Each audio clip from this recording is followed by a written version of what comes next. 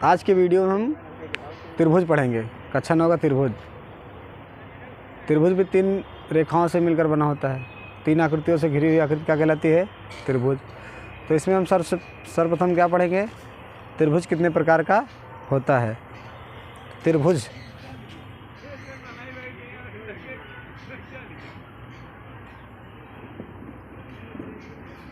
त्रिभुज मुख्य रूप से 2 प्रकार का होता है। कितने प्रकार का?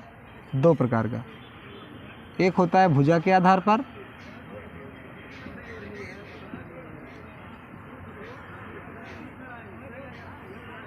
और एक होता है कोण के आधार पर।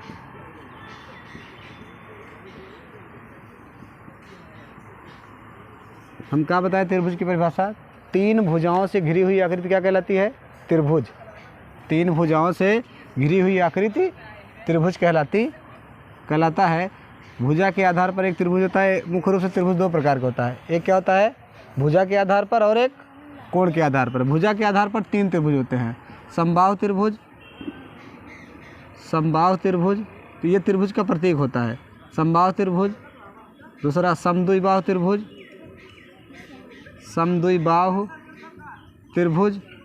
तीसरा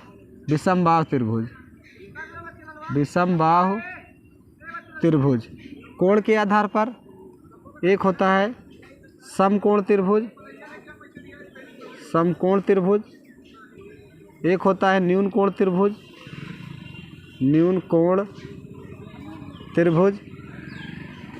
और एक होता है अधिक कोण त्रिभुज।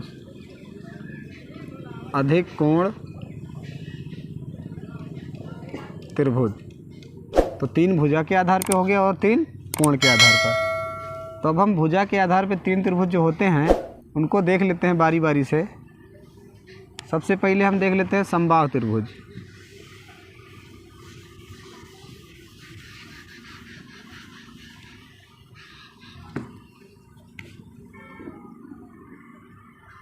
समबाहु त्रिभुज तो ऐसा त्रिभुज जिसकी तीनों भुजाएं बराबर होती हैं समबाहु त्रिभुज कहलाता है। ऐसा त्रिभुज जिसकी तीनों भुजाएं बराबर होती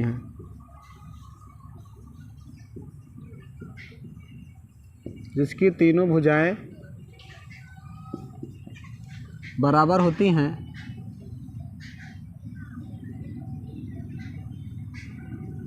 समबाहु त्रिभुज कहलाता है।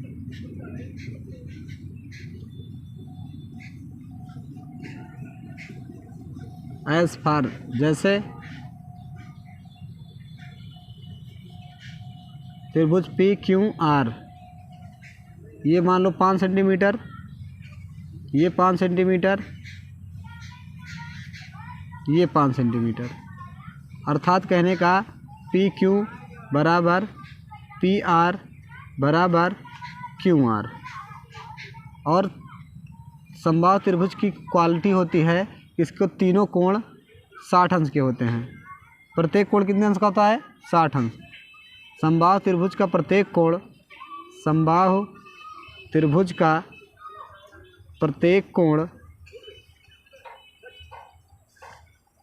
60 अंश का होता है। तो ये हो गया समबाहु त्रिभुज। ऐसा त्रिभुज जिसकी तीनों भुजाएं बराबर होती है समबाहु त्रिभुज कहलाता है। जैसे PQ बराबर PR बराबर QR। समबाहु त्रिभुज का प्रत्येक कोण कितने अंश का होता है? 60 अंश का होता है। तो ये हो गया क्या? समबाहु त्रिभुज। हम देख लेते हैं समद्विबाहु त्रिभुज।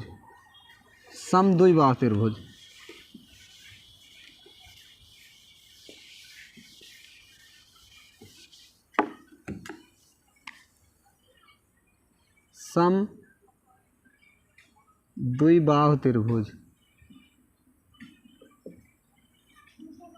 ऐसा त्रिभुज जिसकी 2 भुजाएं बराबर होती हैं क्या कहलाता है? समबाहु त्रिभुज। ऐसा त्रिभुज जिसकी 2 भुजाएं बराबर होती हैं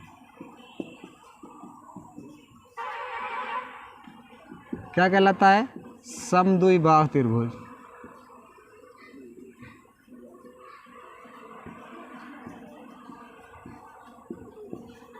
जैसे देख लेते हैं हम ए पी क्यू आर, यही देख लेते हैं।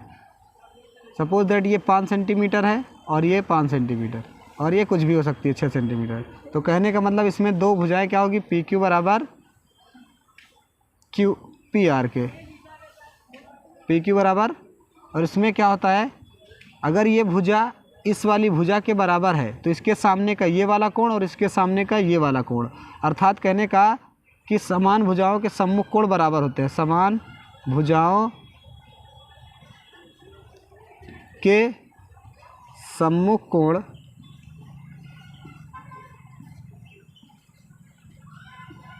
बराबर होते हैं।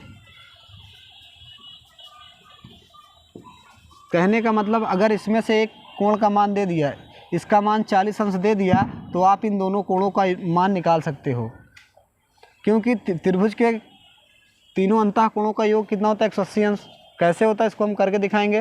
तो मान लो सपोज दैट कोण P दिया है 40 अंश, कितना दिया है 40 अंश, और कह रहा है ये x है, तो ये भी तो क्या हो जाएगा, x ही तो हो जाएगा भाई। इन दोनों का मान हमको ज्ञात करना है, तो ये x तो क्या हो जाएगा, x प्लस 40 अंश बराबर 180 अंश, तो हो जाएगा 2x। 180 में 40 घटा देंगे 140 अंश, 270 हो जाएगा। तो x का मान कितना आ गया, 70 अंश आ गया। तो एक कोण का मान देके आपसे इन दोनों कोणों का मान पूछ सकता है, क्योंकि ये कौन सा त्रिभुज है, समद्विबाहु त्रिभुज। इसमें दोनों भुजाएं क्या होती है, दो भुजाएं बराबर होती हैं। और हम देख लेते हैं विषमबाहु त्रिभुज। कौन सा त्रिभुज, विषमबाहु त्रिभुज।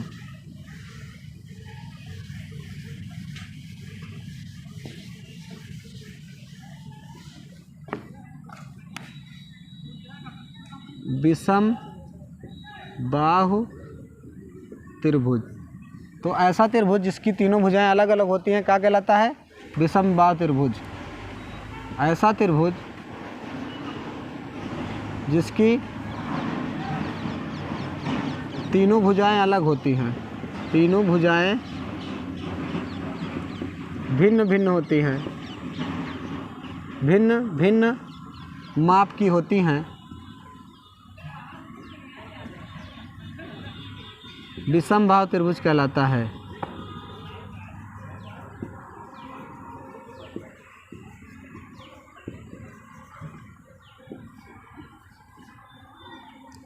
ए बी सी, ये सपोज दैट 5, ये 6, ये 7 सेंटीमीटर।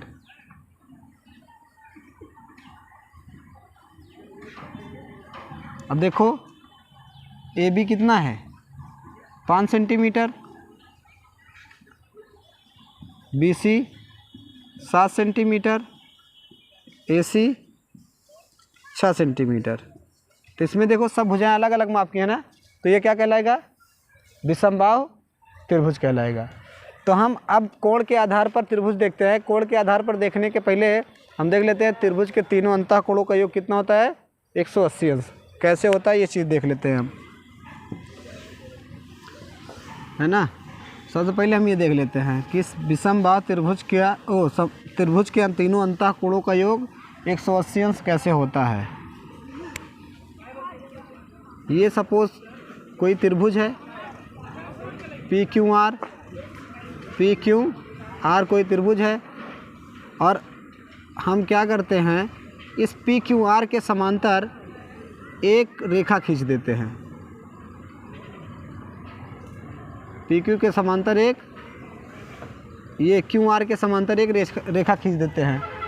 तो सपोज दैट ये कोण 1 है, ये 2 हो गया, ये 3, ये 4, ये 5। तो सिद्ध करना है हमको, सिद्ध करना है कोण 2 प्लस कोण 4 प्लस कोण 5 बराबर 180 अंश। त्रिभुज के तीनों अंतः कोणों का कितना होता है, 180 अंश। ये क्यू आर है, क्यू आर, इसके समांतर क्या खींचे हैं, यम एन। तो कोण 1 प्लस कोण 2 प्लस कोण 3 बराबर 180 अंश, किससे, रुजरेखीय नियम से। हमने बताया कि कोई सरल रेखा है तो इस पर कितना अंश बनता है, 180 अंश। तो ये रुजरेखीय नियम से हो जाता है। अब हमने आपको बताया कि एकांतर कोण आपस में क्या होते हैं, बराबर होते हैं, तो कहने का मतलब कोण 1 बराबर कोण 5 के, ये वाला कोण 4 के बराबर हो जाएगा। कोण 1 कोण 4 के बराबर हो जाएगा किससे? एकांतर से।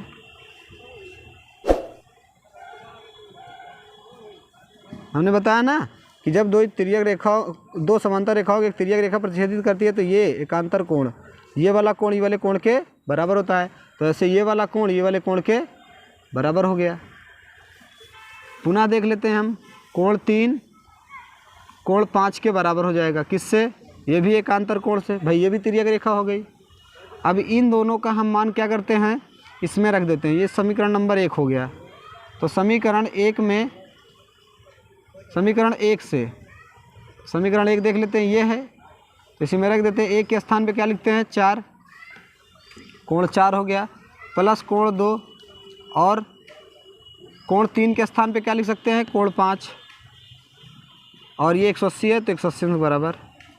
तो ये देखो क्रम से लिख देते हैं, कोण 2 प्लस कोण 4 प्लस कोण 5 बराबर कितना हो गया? 180 अंश। तो त्रिभुज के तीनों अंतः कोणों का योग कितना होता है? 180 अंश। तो ये है त्रिभुज के तीनों अंतः कोणों का योग। हम फिर से देख लेते हैं। हमने कहा ये त्रिभुज पी क्यू आर है। ये सपोज है कोण 1 2 3 कुछ भी ले लेते हैं यहाँ पे, और ये कोण ये इसका कुछ नाम दे देते हैं। सबका कुछ नाम दे दिए हैं हमने। हमको सिद्ध करना है कि ये इतना ये इतना ये इतना तीनों का योग कर देते तो 180 अंश के बराबर हो जाता है। तो हम क्या किए, क्यू आर के समांतर यमयन खींच दिए, क्यू आर के समांतर यमयन खींच दिए। तो हमने प्रमाण में क्या देखा कि कोण ये इतना, ये पूरा कितना है? 180 अंश के बराबर है। हमने बताया सरल रेखा पे 180 अंश बनता है, तो ये 180 अंश के बराबर। तो कहने का मतलब ये वाला इतना कोण ये वाला तीनों जोड़ के 180 अंश के बराबर कर दिए। अब कोण 1 क्या हो जाएगा? कोण 4 के बराबर हो जाएगा एकांतर से। कोण 3 कोण 5 के बराबर हो जाएगा एकांतर से। समीकरण 1 से समीकरण 1 देख लेते हैं हम। ये समीकरण 1 है हमारा, यहाँ लिख देते हैं समीकरण 1। तो समीकरण 1 से देख लेते हैं। तो समीकरण 1 से देखें तो इसी में हम क्या किए, सबका मान भर दिए। 1 के बराबर क्या है? 4, तो 4 लिख दिए 1 के स्थान पे, और 3 के स्थान पे 5 लिख दिए, तो 3 के स्थान पे 5 लिख दिए। कोण 2 प्लस कोण 4 प्लस कोण 5 बराबर 180 अंश। ये हो गया।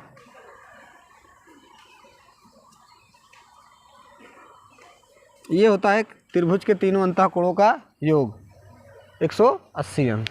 अब हम देखते हैं त्रिभुज को जो है कोण के आधार पे, किसके आधार पे? कोण के आधार पर कितने प्रकार का त्रिभुज होता है।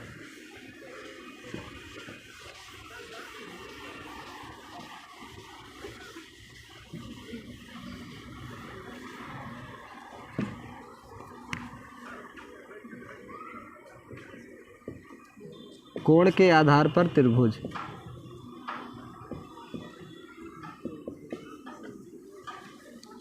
हमने बताया आपको कि कोण के आधार पर सबसे पहला आपका हो जाएगा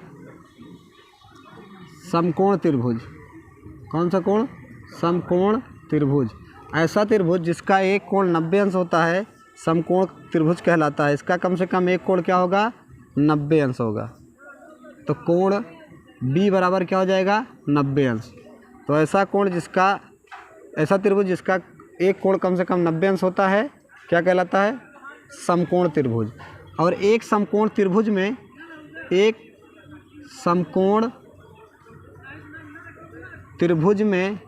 केवल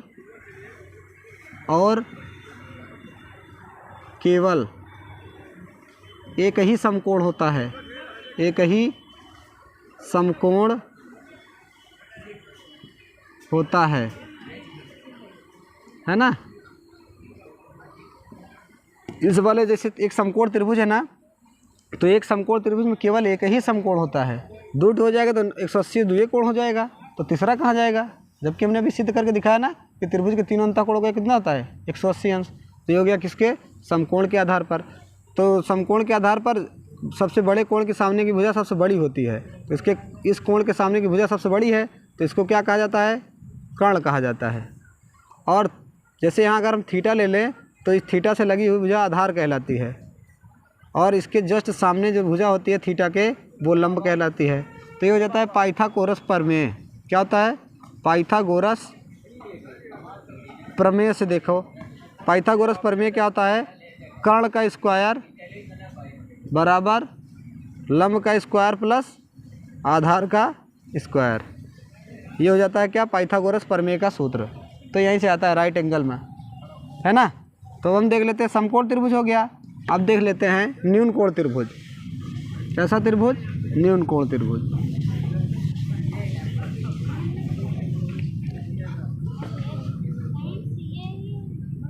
न्यून कोण त्रिभुज, तो ऐसा त्रिभुज जिसके तीनों कोण 90 अंश से कम होते हैं क्या कहलाता है, न्यून कोण त्रिभुज। ऐसा त्रिभुज जिसके तीनों कोण 90 अंश से कम होते हैं न्यून कोण त्रिभुज कहलाता है।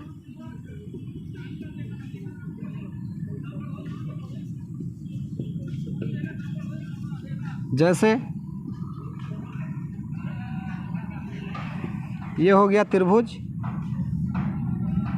PQR, ये सपोज दैट 60 अंश का है, ये 60 अंश का है, ये 60 अंश।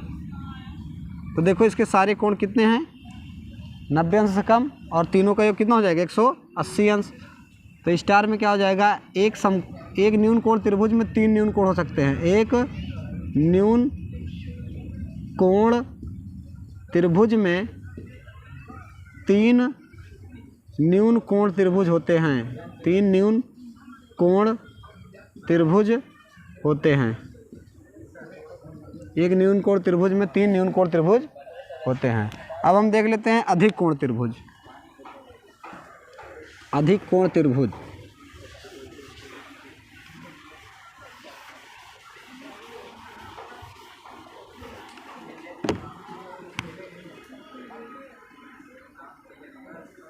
अधिक कोण त्रिभुज, ऐसा त्रिभुज जिसमें एक कोण का मान 90 से अधिक होता है और 180 से कम।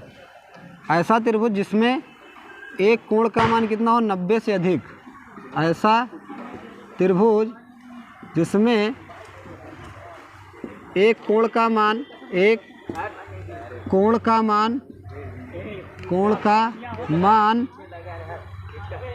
180 से कम तथा 90 से अधिक होता है, 90 से अधिक होता है, अधिक कोण त्रिभुज कहलाता है। कौन सा त्रिभुज, अधिक कोण त्रिभुज कहलाता है। तो ऐसा त्रिभुज जिसका एक कोण क्या हो, 180 से कम और 90 से दूसरा अधिक होता है, क्या कहलाता है, अधिक कोण त्रिभुज। जैसे देख लेते हैं, और कोण क्या हो जाएंगे भाई, देखो एक कोण कम से कम क्या होना चाहिए, अधिक कोण। कहने का ही मतलब है, इसको हम ऐसे बना दें, सपोज दैट ये 120 अंश का है, बाकी कितने का हो जाएगा, 120 और बचा 60, इसको 30 कर देते हैं, इसको 30। तो एक कोण कितने का है, 120, मतलब 90 से अधिक और 180 से कम। तो ऐसा त्रिभुज जिसका एक कोण कितना हो, 90 से अधिक और 180 से कम होता है, क्या कहलाता है, अधिक कोण त्रिभुज। स्टार में इसमें हो जाएगा, एक अधिक कोण त्रिभुज में केवल और केवल एक ही अधिक कोण हो सकता है, केवल एक ही अधिक कोण हो सकता है, केवल एक ही अधिक कोण होता है, अधिक कोण होता है। भाई 2 ठीक कर देंगे तो ये 120 दूना कितना हो जाएगा, 240, जबकि त्रिभुज के तीनों अंतःकोणों का योग कितना होता है, 180 अंश ही होता है। तो आज के लिए इस वीडियो में इतना ही, आगे फिर हम अगले वीडियो में पढ़ेंगे।